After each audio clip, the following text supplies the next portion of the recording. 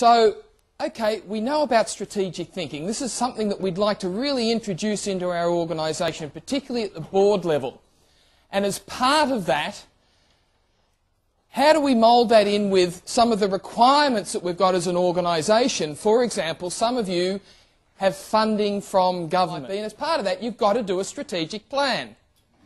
All right? So how do we actually amalgamate strategic thinking with strategic planning, and in particular this thing called a strategic plan?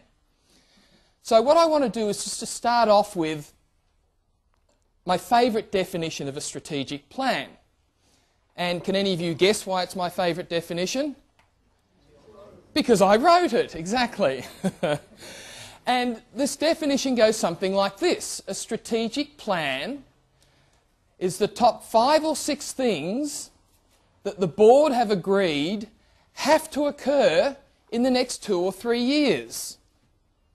So it's the top 5 or 6 things. It's usually not 10, it's usually not 1. 4, 5, 6, 7, top 5 or 6 things, whatever that might be, that the board have agreed, because it's the board's main accountability document. It's the main reason for the board to be. The top 5 or 6 things that the board have agreed have to occur. No ifs, no buts. Yes, I know you're terribly busy, staff, however. And there's no excuse for the timelines that we've set to not actually be adhered to, unless there's a strategic reason why we need to change those timelines. The top 5 or 6 things that the board have agreed have to occur in the next 2 or 3 years. Why 2 or 3 years? Well, I mean, heavens above, if we finish 80% of the things in the next 2 years, let's not wait for 3 years to do another plan.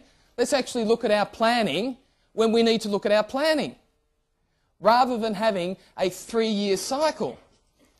And one of the things that we'll talk about as our discussion goes on is, what would it be like if, in fact, at every board meeting we were reviewing the assumptions behind our strategic plan?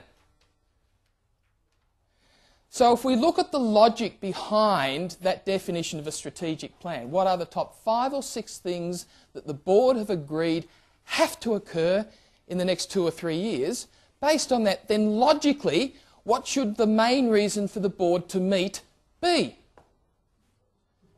Sort of makes sense that we're making sure that those top 5 or 6 things are the things that we discuss, that we make decisions around, that we get rid of roadblocks, that we allocate resources to, that we spend our time discussing the options that are available to. In other words, strategic thinking. So the main reason for the board to meet is not to meet. The main reason for the board to meet is not to follow the agenda. The main reason for the board to meet is to ensure that they're talking about allocating resources to, getting rid of roadblocks about, the top 5 or 6 things we've all agreed have to occur in the next 2 or 3 years. That sort of makes sense.